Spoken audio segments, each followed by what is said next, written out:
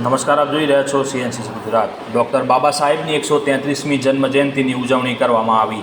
મહામાનવ વિશ્વ વિભૂતિ ભારત રત્ન પ્રખર અર્થશાસ્ત્રી વંચિતો પછાતો મહિલાઓના મુક્તિદાતા ડૉક્ટર ભીમરાવ આંબેડકરની 133મી જન્મજયંતિની ઉજવણી ખેડબ્રહ્મા ખાતે લક્ષ્મીપુરા 4 રસ્તા પાસે આવેલ ડૉક્ટર બાબા સાહેબની પ્રતિમાને ફૂલહાર અર્પણ કરી કરવામાં આવી હતી। ડૉક્ટર બાબા સાહેબ અમર રહો, બંધારણના ઘડવૈયા, વિશ્વ વિભૂતિ, સિમ્બોલ ઓફ નોલેજ અને ભારત રત્નના જય જયકાર સાથે વાતાવરણ ગુજરાતથી ગુંજી ઉઠ્યું હતું।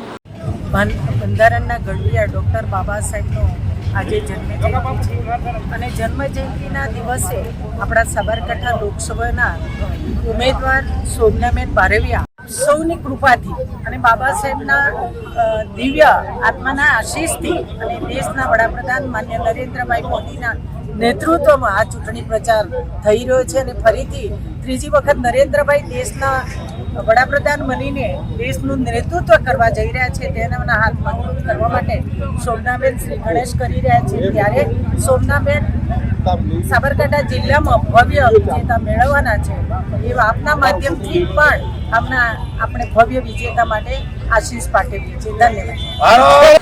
14 એપ્રિલ ડૉક્ટર બાબા સાહેબ ભીમરાવ રામજી આંબેડકરના જન્મજયંતિની એક ભીમ દીપાવલી તરીકે હર્ષોલ્લાસથી સમગ્ર ભારતભરમાં તેમજ વિશ્વમાં 82થી વધુ દેશોમાં જન્મજયંતિ નિમિત્તે ઉજવણી કરવામાં આવી છે।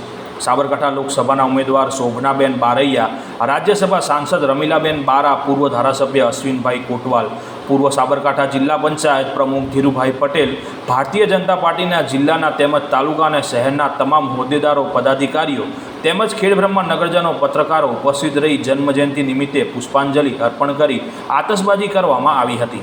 ખેડબ્રહ્મા તાલુકાના તમામ ગામોમાંથી અનુસૂચિત જાતિ મોરચા દ્વારા તેમજ ભીમ ગ્રુપ દ્વારા ડીજેના તાલે શોભાયાત્રા કાઢવામાં આવી હતી। આ શોભાયાત્રા ખેડબ્રહ્મા શહેરના તમામ માર્ગો ઉપર પ્રસ્થાન કરાવ્યું હતું, જેમાં ખૂબ મોટી સંખ્યામાં નાના બાળકો, યુવાઓ, વડીલો તેમજ માતાઓ, બહેનો, નગરજનો જોડાયા હતા।